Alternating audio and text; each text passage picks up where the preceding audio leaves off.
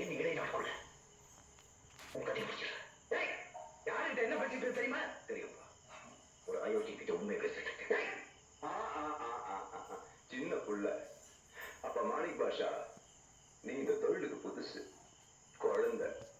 என்ன சொன்ன? 7 நாள்ல என்ன முடிக்கிறியா?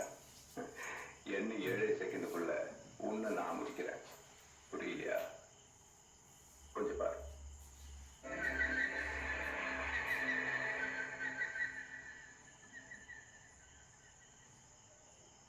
கொஞ்சம் அங்கே பாரு.